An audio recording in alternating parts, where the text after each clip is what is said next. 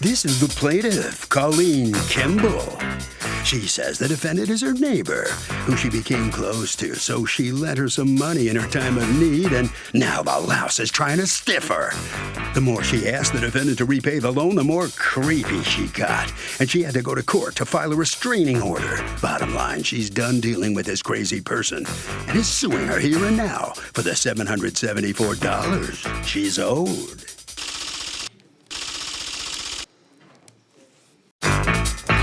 This is the defendant, Barbara Ferraro. She says the plaintiff is the one who's acting kooky because she paid her back in full on a $900 loan she gave her. The woman's just mad her restraining order wasn't granted by the judge. She wants this woman to leave her alone, and if she sees her in the neighborhood, she's just going to cross the street and ignore her. She's accused of taking, but not returning.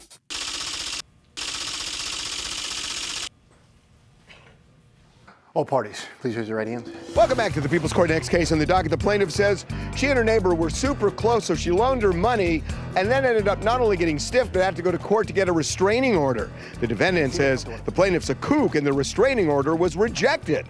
It's the case of restrain yourself. Thank you, Douglas. You're welcome, ma'am. Oh, we've got quite the full house here. Colleen Kimball, you are suing Barbara Ferraro, your former good buddy, for $774 in a loan that, according to you, she stopped repaying. Correct. What happened? How did you two meet? In 2018, we became friends. She lives 2 doors down from where we both live in the same complex. Okay, and what kind of a complex is this? It's for the elderly and disabled. Okay, so you have to be how old to live there? I believe 60. Elderly? Yeah, I know. I don't like the sound of that one bit. So who are all the folks we have? Just folks from the hood? Yeah, local crew. All right, so you two become friends. Everything's Correct. going fine. Yes. In fact, you became good friends, right? In fact, you had the keys to each other's place. Absolutely. Right. And then what went wrong? I went through a breakup on April 15th, and she kind of took me underneath her wing and was allowing me to use a car, not that often. Her car, okay. Yes, and then there were times she also would drive me Okay. to doctor appointments or to visit my mom in a convalescent home. Okay. In those times, I paid her $10 for gas. Let her lie and be quiet. Okay. Who are you to her? My daughter. I'm her daughter. You're her daughter. All right. Both of you need to not talk anymore. Okay. Okay. Thank you. All right. It'll be your turn in a minute. It's okay. Sorry. All right. Go ahead. As time progressed after April 15th, towards the end of April, she borrowed in intervals. I don't remember the exact amounts each time, but it was for repairs at a garage in Avery's in my hometown. One time she had the air conditioner fixed. Another time she asked to borrow X amount of dollars to go out to dinner. How were you keeping track of the money that you were I loaned? have a ledger. I don't have what day she borrowed the money. I have a ledger of when she started paying me. I have a voicemail that says she owes me. I have a friend, How much do you say she owes you right now? $774. And how do you get to that figure? It started off at $1,099. Okay, let's see what we can agree on and what we cannot agree on. Do you agree that throughout a couple different times? All right, Absolutely. so now you're going to have to prove that it started off at $1,099. That's the first sentence you're going to have to prove. So if you don't know the dates of the loans, how are you going to prove up the loans? All I know is it took place in the end of April of 2018. Okay, can you just show me proof that you loaned those monies? How about text between the two of you about who owes what? I have a transcript of when I went for a restraining order on her. She admitted that she owed me money, never disagreed, the $774. Is that in the transcript, restraining order? What happened to get to the restraining order? Bobby became jealous of a friend, Sandy, and she was harassing me and tried to enter my apartment. And then in the transcripts, when I said the $774 to the other judge, she never denied it, Okay. and she said, I am paying her back. Okay, let me see the transcript. That's what I want to say. Let me hear from you. So did you borrow monies? Yes, I did. All right, Your and when Honor, did you borrow I borrowed monies? $900 in March. My And car. what did you borrow? My brakes. My car. brakes? She was Okay. using my car on multiple occasions to go see her mother and Okay, I can't have you coaching your mother. Don't talk to her Okay. when she's Sorry. trying to testify. If to there's go see something her you want to mother add in- later, you can add I'm it. sorry. Thank you. That's okay. To go see her mother in the Regency house. Okay, but when you say okay, so that's money though that you expected to pay back, even though she was using your car. I paid it back. I Okay. got it right here. Listen. There was no.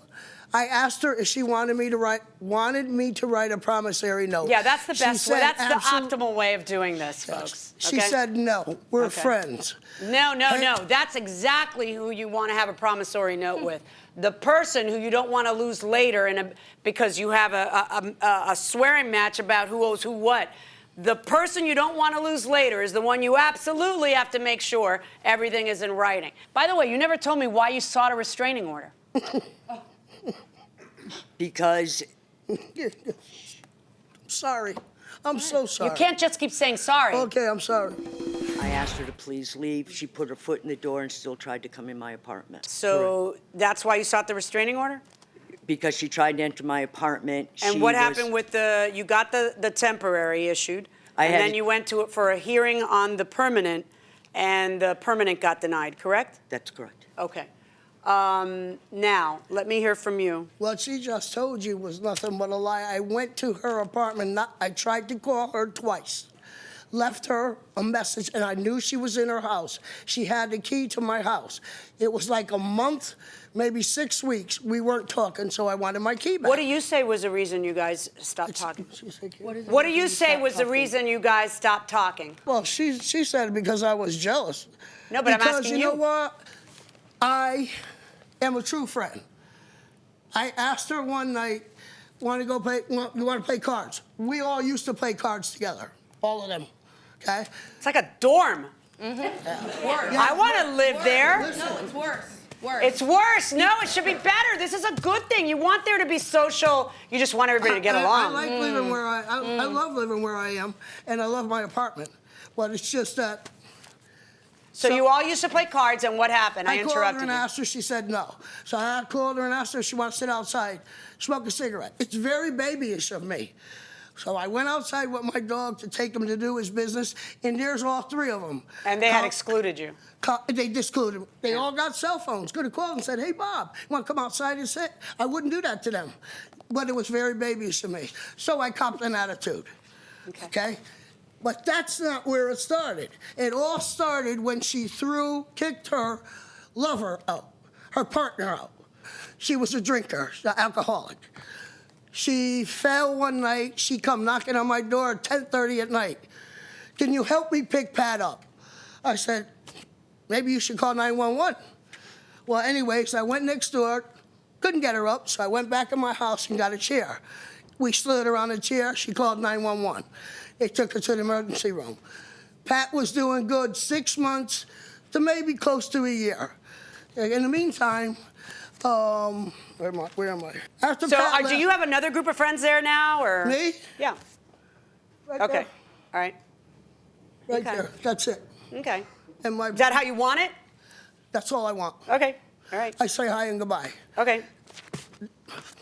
Okay. Anyways, that's where it started. Okay. Okay. How much money do you owe her? Tell me the truth. How I much don't money do owe you her think you owe her? nothing. So is it a good idea or a bad idea to loan a neighbor money? I'd say it's a bad idea. Well, except you know the neighbor and you have a better chance of knowing whether they're going to repay you, though. Well, you don't always know people, even the ones closest to you. It's never good to mix business with friendships. What do you say? Good idea, bad idea? I'd say it's a bad idea. I mean, lending money to anything, anyone. Well, that's actually the point. Is it a good idea to loan anybody money, given the fact that if you don't get it back, it's a mess, right? Nah, it's not a good idea.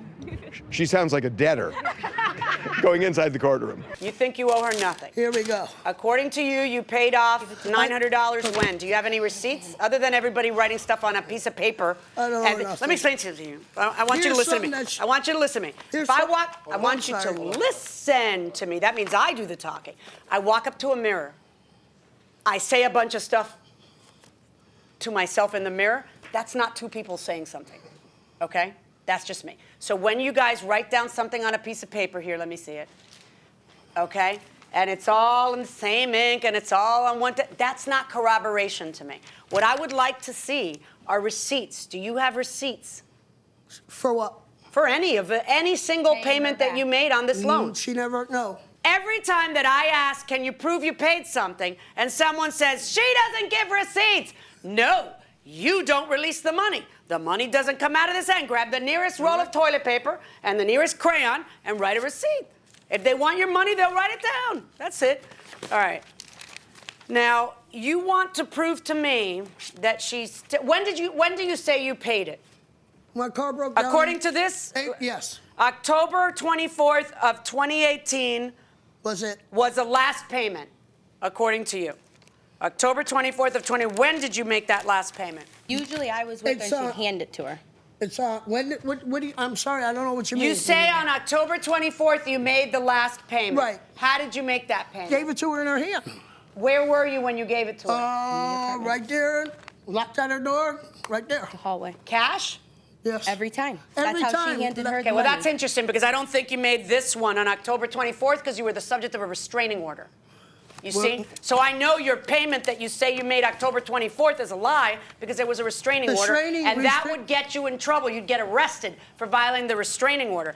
And worse than that, on October 26th is the date of the transcript of the restraining order.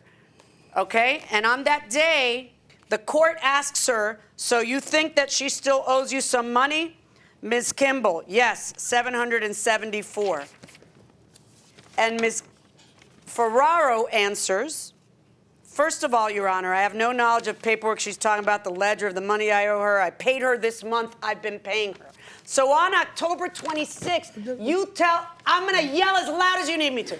On October 26th, you tell a judge that you are making payments. So on October 24th, you didn't finish paying her. You got me? All right. Based on what I've heard, I don't believe you that you've paid her off. You don't have any proof that you've paid her off. In fact, the evidence shows that you didn't pay her off when your own testimony in front of the other judge says that you didn't pay her off. So I find against you in the amount of $774 in favor of the plaintiff.